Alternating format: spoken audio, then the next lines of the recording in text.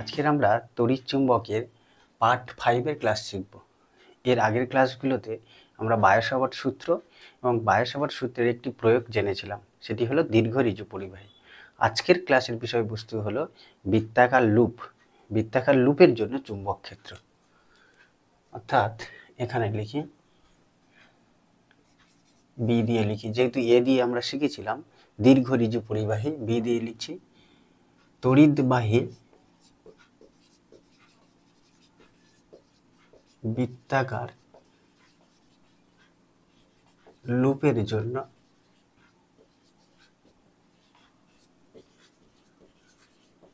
চুম্বক ক্ষেত্র।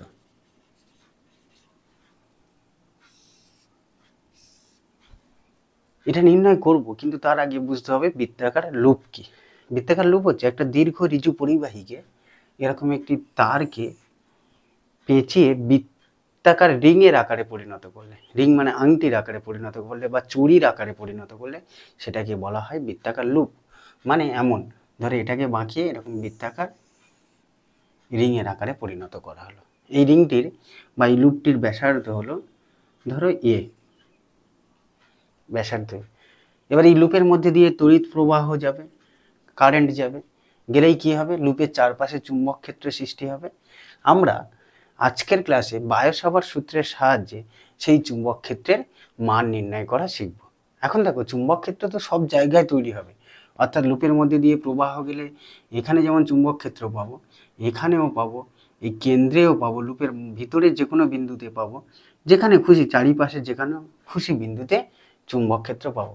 কারণ আমরা পড়েছি পরিবাহীর মধ্যে দিয়ে তড়িৎ প্রবাহ গেলে পরিবাহীর চারপাশেই চুম্বক ক্ষেত্র সৃষ্টি হয়। আমাদের কিন্তু সিলেবাসের বিষয়বস্তু হচ্ছে পরিবাহীর মধ্যে দিয়ে তড়িৎ প্রবাহ গেলে যে চুম্বক ক্ষেত্র হয় তার দুটো মাত্র ক্ষেত্রে চুম্বক ক্ষেত্র নির্ণয় করতে হবে। কোথায়? এই কেন্দ্রে যখন আছে, অর্থাৎ বিন্দুটি কেন্দ্রে থাকলে এখানে উৎপন্ন চুম্বক ক্ষেত্রের মান কত, বি কত, আর কোথায়, আর এই অক্ষের ওপর মানে এই বিন্দুতে উৎপন্ন চুম্বক ক্ষেত্রের মান কত। অক্ষ বলতে কি বোঝায়? অক্ষ বলতে ওই বৃত্তাকার রিংটার কেন্দ্র দিয়ে যে সরলরেখা অঙ্কন করা যায়। যেমন বৃত্তাকার রিংটা কেমন ছিল আরো একবার যদি আঁকি, এই ছিল বৃত্তাকার রিং, এবার ওর কেন্দ্র দিয়ে এই যে সরলরেখাটা অঙ্কন করা গেল, এটি হলো অক্ষ। এই অক্ষের ওপর যে কোনো, এটা হচ্ছে কেন্দ্র, এই অক্ষের ওপরে যে কোনো বিন্দুতে চুম্বক ক্ষেত্র আমরা নির্ণয় করব। বুঝে গেল? কার সাহায্যে? বায়ো সাভার্ট সূত্রের সাহায্যে। এখন দেখো, লুপের মধ্যে দিয়ে প্রবাহ আবার দুই দিকে ঘটতে পারে। ধরো এদিকের মধ্যে দিয়ে একরকম কারেন্ট যেতে পারে, অথবা কারেন্ট এদিকেও যেতে পারে। অর্থাৎ এই যে তড়িৎ প্রবাহের ওই মুখ, এটা ঘড়ির কাঁটার বিপরীত দিকে, আর এদিকে তড়িৎ প্রবাহের ওই মুখ ঘড়ির কাঁটার দিকে হচ্ছে। আমরা দুটো ক্ষেত্রেই শিখবো যে তড়িৎ প্রবাহ ঘড়ির কাঁটার দিকে হলে এখানে উৎপন্ন চুম্বক ক্ষেত্রে কিভাবে পরিবর্তিত হয়, বা ঘড়ির কাঁটার বিপরীত দিকে হলে কিভাবে পরিবর্তিত হয়, দুটোই শিখব। চলো তাহলে আজকের ক্লাসের বিষয়বস্তু হলো তড়িৎবাহী লুপের জন্য চুম্বক ক্ষেত্র। প্রথমে আমরা এই অক্ষের ওপর বিন্দুতে বের করি, এই যে এখানে কোথাও বিন্দুতে বের করি।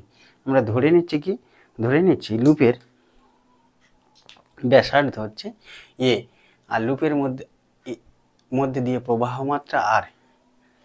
চলো আমি এই জায়গাটা ছবিটা আঁকছি, দাঁড়াও।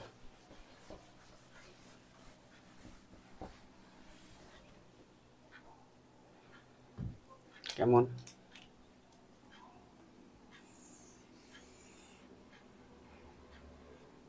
আচ্ছা, তোমরা দেখতে পাচ্ছ কি? একবার দেখে নে।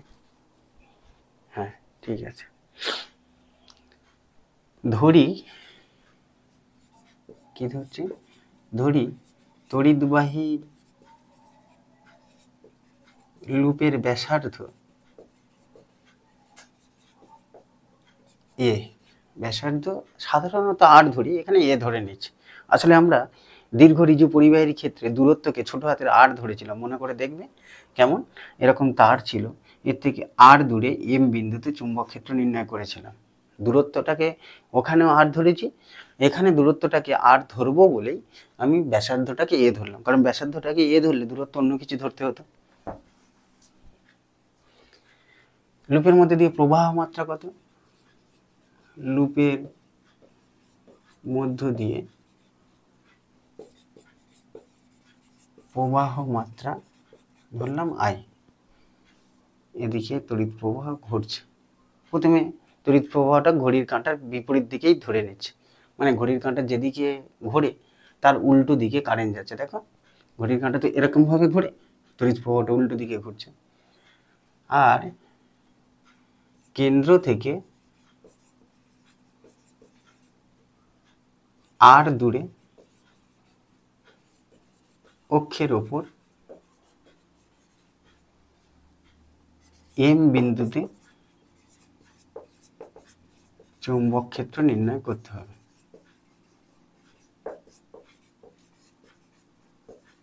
প্রথমে অক্ষের ওপর বের করছি। কেমন? এইটা অক্ষ টেনে দিই, এদিকেও টানতে পারতাম, অক্ষটা তো দুদিকেই, সেন্টার দিয়ে এই রিংটা যদি হয় এদিকেও অক্ষ আছে এদিকেও অক্ষ আছে, তাই না? আমরা একদিকেই আঁকলাম। অক্ষের ওপর কেন্দ্র থেকে, ধরো কেন্দ্রটাও কেন্দ্র থেকে আর দূরে, এই দূরত্বটা হচ্ছে আর, এই জায়গাটা ধরো এম বিন্দু আছে, এখানে চুম্বক ক্ষেত্রের মান নির্ণয় করতে হবে। এর মধ্যে দিয়ে কত কারেন্ট যাচ্ছে? আই কারেন্ট, বায়ো সাভার্ট সূত্র প্রয়োগ করে। আর ব্যাসার্ধটা কত? ব্যাসার্ধ মানে এই যে দূরত্বটি,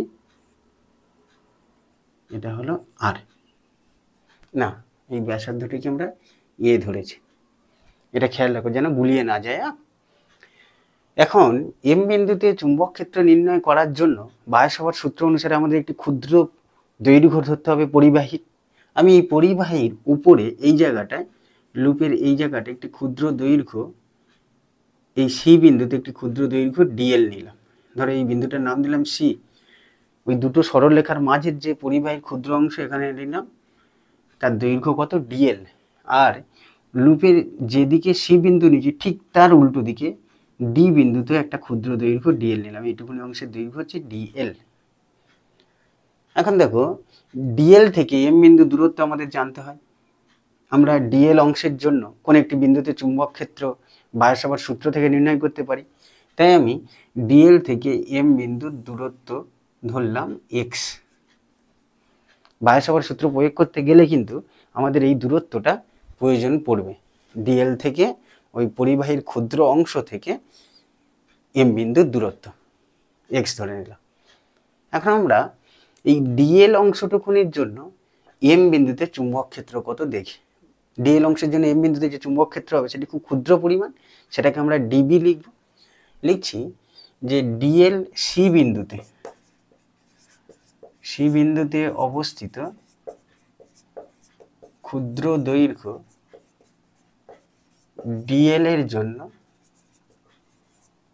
এম বিন্দুতে উৎপন্ন চুম্বক ক্ষেত্র কত আসবে? উৎপন্ন চুম্বক ক্ষেত্র ডিবি যদি লিখি, বায়ো সাভার্ট সূত্র থেকে আমরা এটা বের করতে পারবো। কি হবে? ডিবি বলেছিল বায়ো সাভার্ট সূত্র অনুসারে μ0/4 পাই আই ডিএল সাইন কত ডিগ্রি? সাইন থিটাটা কার কার মধ্যবর্তী কোণ? আই ডিএল আর এক্স এর মধ্যবর্তী কোণ।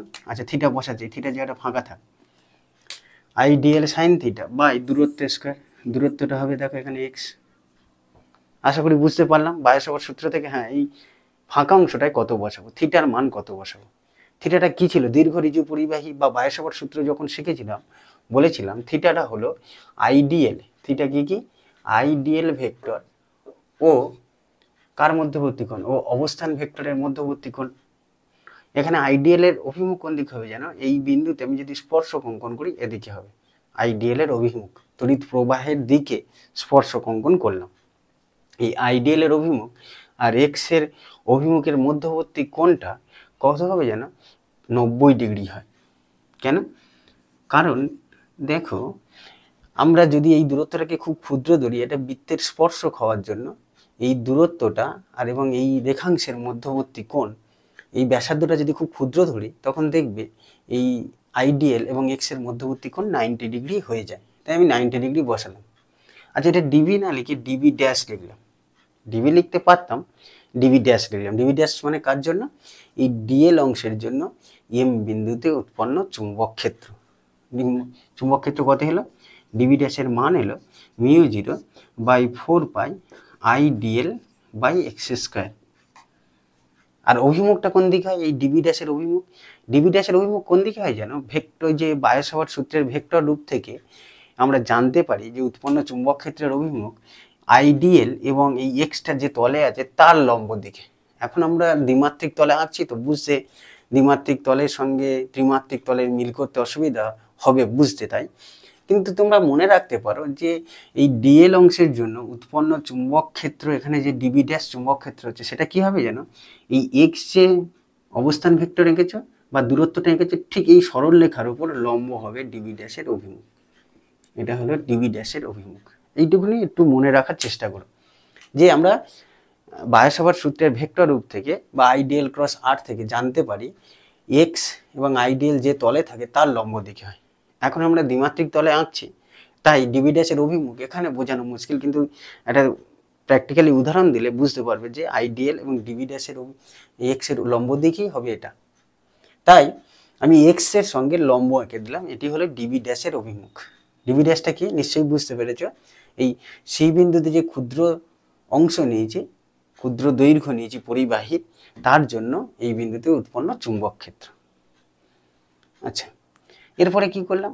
এরপরে আমরা কি করছি যেন, আমরা ধরছি যে এক্সটা এই জায়গাটায় অক্ষের সঙ্গে থিটা কোণ করেছে। এক্সটা কি নিশ্চয়ই আরো একবার বলবো, ডিএল এর জন্য, ডিএল এর সাপেক্ষে এম বিন্দুর অবস্থান ভেক্টর, এই উৎপন্ন কোণটাকে কত ধরলাম? এখানে থিটা।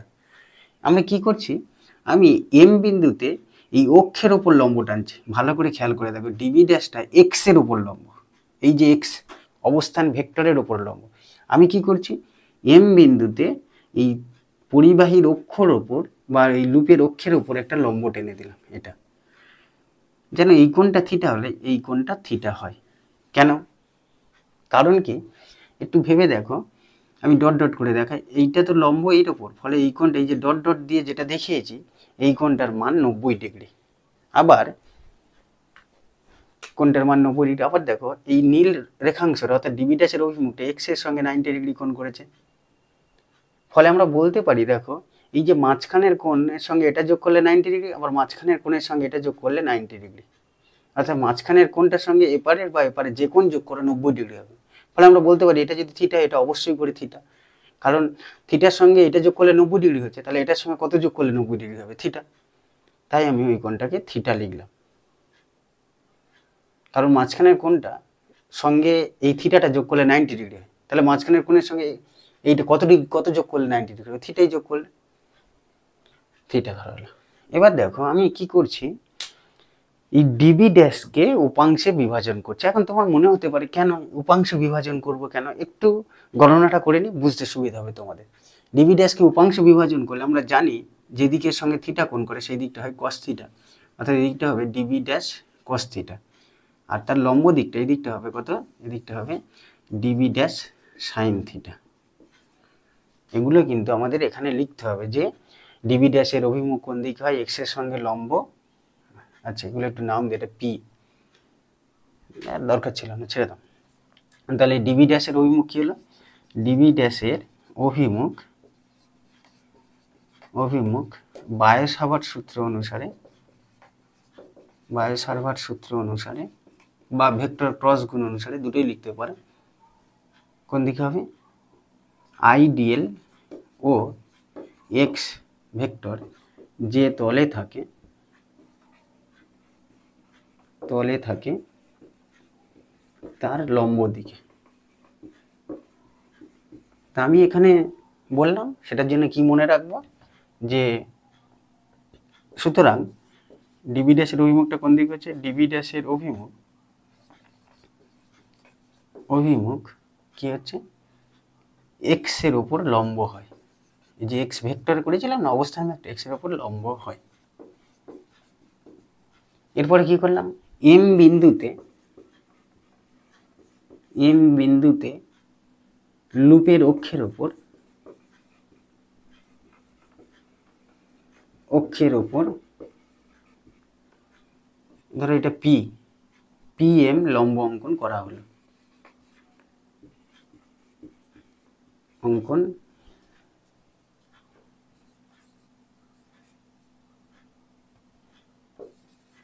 করা হলো। চিত্রানুসারে কি বলতে পারি? চিত্রানুসারে বলা যায় যে ও এম সি কোণটায় থিটা হলে, ও এম সি এই কোণটা যদি থিটা হয়, কোন কোণটা থিটা হচ্ছে? পি এম, এটার নাম ধরো এন দিলাম, হলে ওটা তো থিটা ধরে নিচ্ছি, হলে পি এম এন থিটা হয়। বললাম কেন, বোঝা গেল? দেখো এই কোণটা থিটা হলে এই কোণটাও থিটা হয়। এবার আমরা কি করছি? এবার আমরা ডিবি ড্যাশকে দুটি সমকৌণিক উপাংশে বিভাজন করলাম। কেন করছি বলছি, দেখো উপাংশটা বিভাজন বুঝতে পারলাম তো। ডিবি ড্যাশকে দুটি সমকৌণিক উপাংশে বিভাজন করা হলো।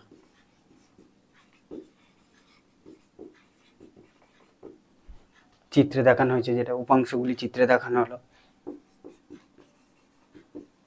উপাংশগুলি চিত্রে দেখানো হলো, দেখিয়ে দিলাম চিত্রে। এবার একটু খেয়াল করে দেখো, এবার মজাটা কোথায়? এটা সি বিন্দু ঠিক উল্টো দিকে ডি বিন্দু ছিল, মানে এই লুপের ঠিক সি বিন্দু যেদিকে ছিল সেই ব্যাসের উল্টো দিকে ডি বিন্দু। এটা তো একটি ব্যাস, পুরো সি আর ডি জুড়ে দিলে একটি ব্যাস পাবো, তো তার উল্টো দিকে ডি বিন্দু আছে। ফলে ডি বিন্দু থেকে দেখো এই যে এম বিন্দুর দূরত্ব, সেটাও কত হবে? এক্স। অর্থাৎ এই ডি বিন্দুর জন্য, এই ডি বিন্দুতে অবস্থিত ক্ষুদ্র দৈর্ঘ্য ডিএল এর জন্য এখানে উৎপন্ন চুম্বক ক্ষেত্রের মান সেই ডিবি ড্যাশ হবে, একই রকম আসবে। তা কেন? μ0/4 i dl sine 90 degree by x square. X তো পাল্টাচ্ছে না, দূরত্ব পাল্টাচ্ছে না। আবার উৎপন্ন চুম্বক ক্ষেত্রের অভিমুখ যদি আমরা তখন দেখাই, কি হবে? এক্স এর সঙ্গে লম্ব, মানে এদিকে হবে ডিবি ড্যাশের অভিমুখটা। আর সেই ডিবি ড্যাশকে এই কোণটা থিটা হলে, আমরা এটা থিটা হলে এটা অবশ্যই থিটা। আবার এই যে আগের মতো করে যে লম্ব টেনেছিলাম, এম বিন্দুতে লম্ব টেনে দিয়ে উপাংশে বিভাজন করলে কি আসবে? এই কোণটা থিটা দেখাতে পারি। ফলে এই দিকটা কত আসবে? ডিবি ড্যাশ কস থিটা, আর এই দিকটা কত আসবে? DB dash sine theta. মানে এই সি বিন্দুর জন্য এম বিন্দুতে যেভাবে উপাংশগুলো পেলাম, অনুরূপভাবে ডি বিন্দুতে একটি ক্ষুদ্র দৈর্ঘ্য ডিএল এর জন্য এই উপাংশগুলি পাবো একই রকম ভাবে। তাই আমি লিখছি কি, কিরকম বিষয়টি ঘটলো দেখো, মজার বিষয় ঘটে গেছে। কেমন হলো? এবার লিখি, অনুরূপভাবে কি পাচ্ছি? অনুরূপভাবে সি বিন্দুর বিপরীত দিকে ডি বিন্দুতে ডিএল অংশের জন্য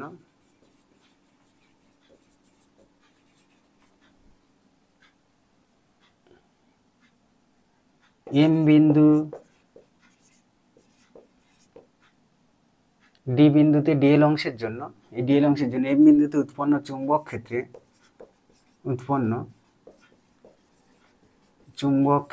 ক্ষেত্রের উপাংশগুলি কিভাবে উপাংশে বিভাজন করলাম বললাম না, যেহেতু একটা বলে দিয়েছি কিভাবে করেছি, একটা শিখে গিয়েছি আমরা, তাই আর দ্বিতীয়টা বলার দরকারও হয় না। উপাংশগুলি চিত্রে দেখানো হলো। আমাদের উদ্দেশ্য কিন্তু কি? এই লুপটার মধ্যে দিয়ে প্রবাহের জন্য এম বিন্দুতে উৎপন্ন মোট চুম্বক ক্ষেত্র, তার জন্য আমরা কি করলাম? এটা বের করলাম, সি আর ডি বিন্দু। কেন করলাম একটু ভেবে দেখো, এই ডিবি ড্যাশের মান উভয় ক্ষেত্রে সমান। ডিবি ড্যাশের মান কত ছিল? এই যে লেখা আছে, ডিবি ড্যাশের মান μ0/4 i dl by x square. ফলে এই ডিবি ড্যাশ কস থিটা এবং এই ডিবি ড্যাশ কস থিটা পরস্পরকে কি করবে? প্রশমিত করবে। কেন? দুজনের মান সমান, অভিমুখটা শুধু বিপরীত দিকে প্রশমিত করবে। ফলে আমি যদি বলি এই সি বিন্দুতে ক্ষুদ্র দৈর্ঘ্য ডিএল আর ডি বিন্দুতে ক্ষুদ্র দৈর্ঘ্য ডিএল এর জন্য এই এম বিন্দুতে উৎপন্ন মোট চুম্বক ক্ষেত্র কত? দেখো এম বিন্দুতে উৎপন্ন মোট চুম্বক ক্ষেত্র ডিবি যদি লিখি, সেটা আসবে DB dash sine theta plus DB dash sine theta, তাই না? কারণ কস থিটাগুলি প্রশমিত হলো। তাহলে এই সি বিন্দুর ক্ষুদ্র দৈর্ঘ্য ডিএল আর ডি বিন্দুতে যে ক্ষুদ্র দৈর্ঘ্য ডিএল আছে, তার জন্য এম বিন্দুতে চুম্বক ক্ষেত্রে এই দুটো উপাংশ থাকলো, তাই এই দুটো উপাংশ যোগ করলাম। একই রকম ভাবে একটু ভাবো, এইটা যদি এই লুপটা একটু পাশ ভাবে না দেখি এরকম দেখাতাম, আমরা কি নিয়েছিলাম এখানে সি বিন্দুতে একটা ক্ষুদ্র দৈর্ঘ্য, দাঁড়াও তলার লেখাগুলো একটু মুছে দিই, ডিবি ড্যাশটা থাক, ওটা কাজে লাগবে তো। আচ্ছা, ওটা পাশে লিখে রাখি আপাতত, তোমাদের লিখতে হবে না, তোমাদের খাতায় তো লেখা থাকছে। ডিবি ড্যাশ কত বের করেছিলাম, μ0/4 I dl by x square. আচ্ছা দেখো, সি বিন্দুতে ডিএল নিয়েছিলাম, এই ক্ষুদ্র দৈর্ঘ্য ডিএল, এখানে ডিএল নিয়েছিলাম ডি বিন্দুতে। এই দুটোর জন্য এখানে কি হলো, ডিবি ড্যাশ সাইন থিটা এবং ডিবি ড্যাশ সাইন থিটা থাকলো, কস থিটাগুলো প্রশমিত করলো।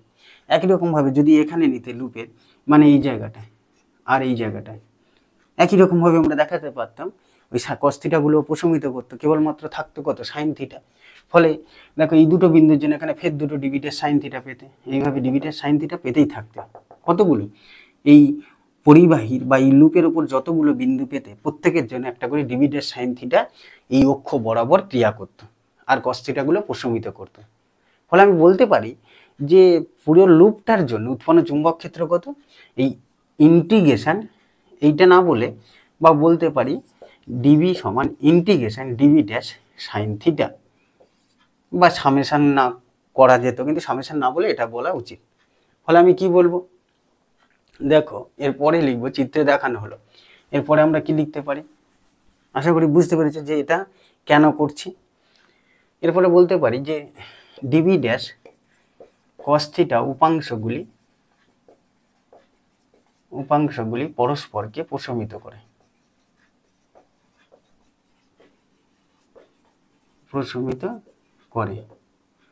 ফলে সি ও ডি বিন্দুতে অবস্থিত ক্ষুদ্র দৈর্ঘ্য ডিএল এর জন্য এম বিন্দুতে উৎপন্ন চুম্বক ক্ষেত্র কত হচ্ছে, এম বিন্দুতে উৎপন্ন চুম্বক ক্ষেত্র, মোট চুম্বক ক্ষেত্র বলতে পারতাম কত হতো, দুটো যোগ করলে, অর্থাৎ ডিবি সমান DB dash sine theta plus DB dash sine theta.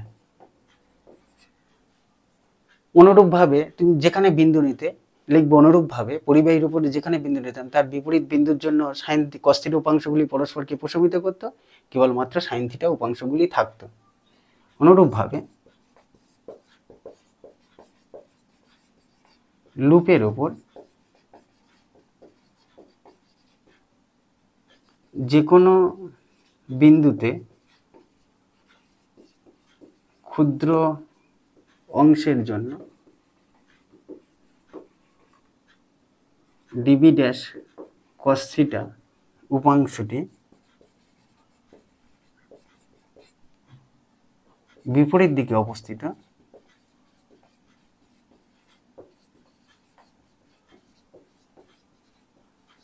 বিন্দুর জন্য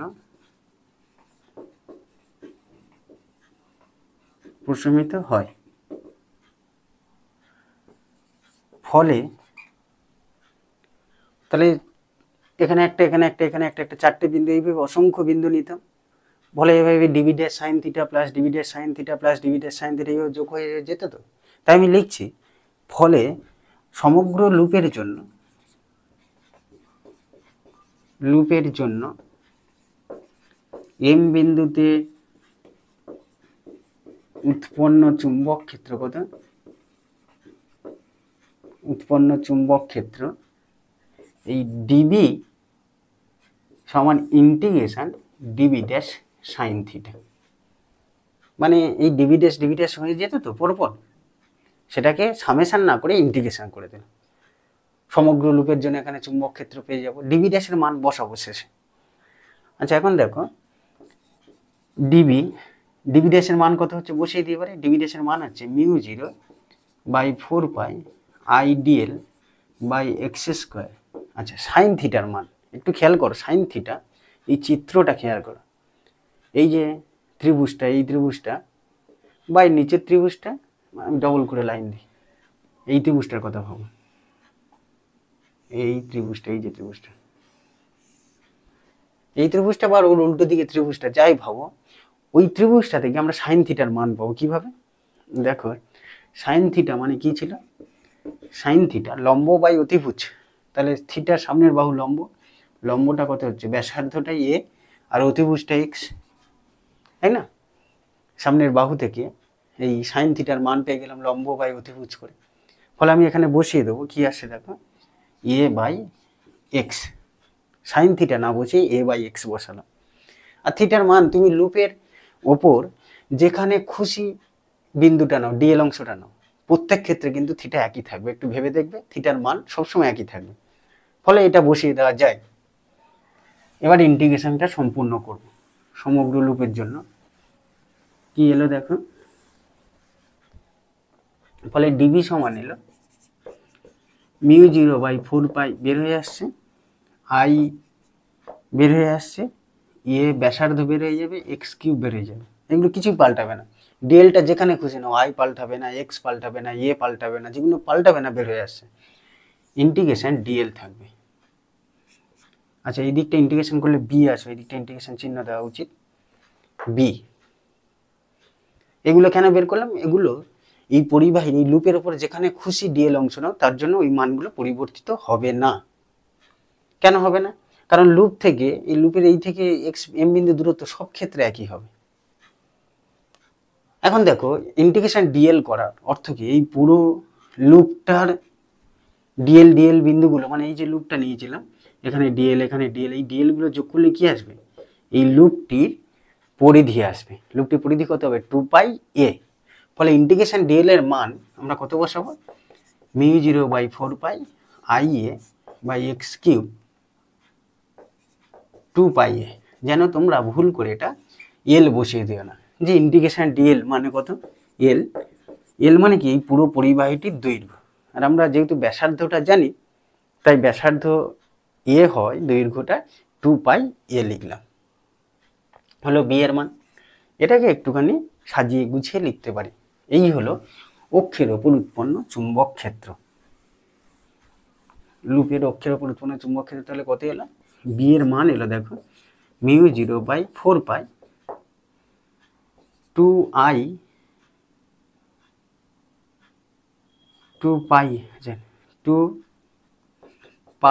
i square by x cube. এইগুলো বলেছি 2π আর 4π কাটবো না, কারণ কি এর আগের ক্লাসেও বলেছিলাম যে আমরা μ0/4π এর মান জানি 10⁻⁻⁷, তাই কাটবো না।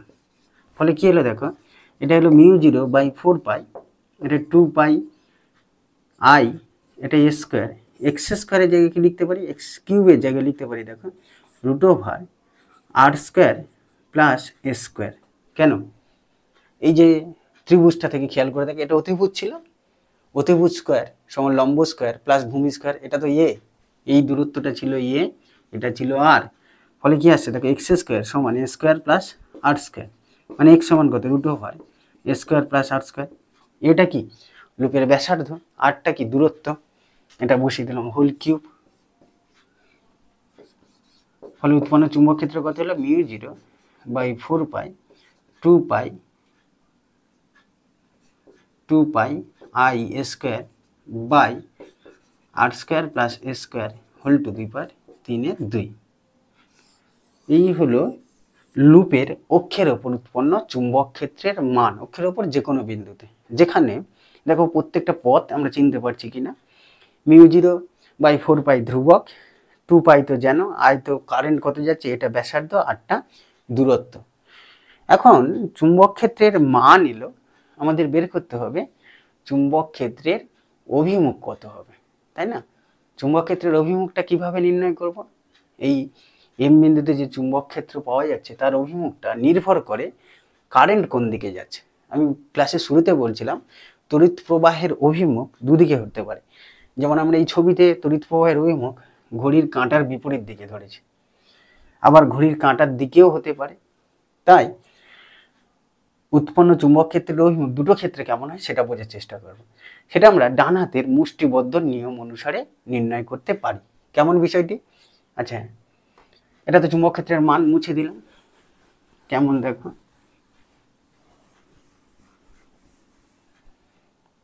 ওই ছবিটা থাক, বুঝতে সুবিধা হবে। ধরো এই লুপটি ছিল, এই অক্ষের ওপর এম বিন্দুতে চুম্বক ক্ষেত্র নির্ণয় করছিলাম। বলছে আমরা লুপের উপর যে বিন্দুতে চুম্বক ক্ষেত্র নির্ণয় করছি সেই বিন্দুটা ডান হাত দিয়ে মুঠো মেরে ধরবো। এটা এরমভাবে মুষ্টিবদ্ধ করে ধরবো। এই যে ধরো অক্ষের উপরে এই এম বিন্দুটা এখানে আছে, এরমভাবে মুঠো মেরে ধরবো। এখন এই মুঠো মেরে ধরবো এমনভাবে যাতে বৃদ্ধাঙ্গুলি বাদে বাকি আঙুলগুলো কারেন্টের দিকে ঘোরে। এখন কারেন্ট কোন দিকে যাচ্ছিল দেখো, এইভাবে ঘুরছিল, এদিক থেকে গিয়ে এদিক থেকে গিয়ে, এই ছবিটার ক্ষেত্রে এরকম হচ্ছিল। তো ফলে আমরা যদি এইভাবে মুঠো মেরে ধরি, কারেন্ট বোঝাচ্ছে কেমন যাচ্ছে দেখো, এইভাবে মুঠো মেরে ধরা মানে যখন আমি এইভাবে মুঠো মেরে ধরছি কারেন্ট বোঝাচ্ছে এইভাবে যাচ্ছে, কারণ আমার এই আঙুলগুলো খেয়াল করে দেখো এইভাবে ঘুরছে, কারেন্টের দিক অনুসারে ঘুরছে, কিন্তু কারেন্ট যাচ্ছে এইভাবে, ফলে আমাকে এইভাবে মুঠো মেরে ধরতে হবে। ধরলে দেখো এই আঙুলগুলো কারেন্টের দিকে ঘুরছে, এই আঙুলগুলো কারেন্টের দিকে ঘুরলে বৃদ্ধাঙ্গুলিটা চুম্বক ক্ষেত্রের দিক নির্দেশ করবে। ফলে আমি এই জায়গাটায় মুঠো মেরে যদি ধরি দেখো, এই আঙুলগুলো কারেন্টের দিকে ধরলাম, তাহলে বৃদ্ধাঙ্গুলি যেদিকে থাকবে সেটাই হবে চুম্বক ক্ষেত্রের দিক। বৃদ্ধাঙ্গুলিটা কোন দিকে হচ্ছে, এদিকে, এটাই হবে চুম্বক ক্ষেত্রের দিক। তাই দেখো এখানে ডিভিডের সাইন থিটাগুলো সব এদিকেই ছিল, এই বুড়ো আঙুলের দিকে, যেটা এখানে দেখাচ্ছিল বৃদ্ধাঙ্গুলের দিকে। কিন্তু প্রবাহটা যদি এরকম যেত, এরকম, তখন দেখো আমাকে এম বিন্দুতে চুম্বক ক্ষেত্রের ওই মুখ বের করতে গেলে কি করতে হতো, এইভাবে ধরতে হতো। কেন, কারেন্টগুলো দেখো এই যাচ্ছে গিয়ে এই, তাহলে এরমভাবে মুঠো মেরে এইভাবে ধরলে হতো না, এইভাবে ধরলে কারেন্ট উল্টো দিকে অভিমুখ হয়ে যেত। যে এইভাবে ধরছে তখন দেখো বৃদ্ধাঙ্গুলিটা কোন দিকে হচ্ছে, কেন্দ্রের দিকে, কেন্দ্রের দিকে হয়। মানে আমরা বলতে পারি ঘড়ির কাঁটার দিকে হলে কি হচ্ছে, প্রবাহ, ঘড়ির কাঁটার দিকে প্রবাহ হলে, কাঁটার দিকে প্রবাহ হলে কি হয়, চুম্বক ক্ষেত্র কেন্দ্রের দিকে, আর ঘড়ির কাঁটার বিপরীত দিকে হলে চুম্বক ক্ষেত্র বাইরের দিকে। যদি এম বিন্দুটা এদিকে থাকে, আমি বলেছিলাম এম বিন্দু এদিকেও থাকতে পারে, তখন কিন্তু অভিমুখটা আবার উল্টো হবে। দেখো কেন, ধরো এই ক্ষেত্রে কারেন্টটা কোন দিকে যাচ্ছে, কারেন্ট এইভাবে যাচ্ছে, ফলে এরকম মুঠো মেরে ধরলে কারেন্টের দিক অনুসারে এই যে এইভাবে ধরতে হবে, কারেন্ট এইভাবে যাচ্ছে, এইভাবে ধরলে দেখো ওই দিকে হচ্ছে, কেন্দ্রের দিকে হচ্ছে, তখন মানে বাঁ দিক ডান দিকে আবার পাল্টে যায়। একদিক মনে রাখবে আর একদিক চলে আসবে, এই দিকটা মনে রাখো, এদিকে যেদিকে হবে এদিকে ঠিক তার বিন্দুটা যদি এদিকে থাকে তার উল্টো দিকে হবে। এই হলো বৃত্তাকার লুপের মধ্যে দিয়ে তড়িৎ প্রবাহের জন্য উৎপন্ন চুম্বক ক্ষেত্র। মূল রাশিমালা, অক্ষের ওপর রাশিমালা বের করলাম, আমাদের কেন্দ্রেও বের করতে হবে যে এই জায়গাটায় কত চুম্বক ক্ষেত্র পাওয়া যাবে। আরও কয়েকটি বিশেষ ক্ষেত্র করতে হবে, সেটা আমরা পরের ক্লাসে শিখব। পরের ক্লাসে তাহলে দেখা হচ্ছে।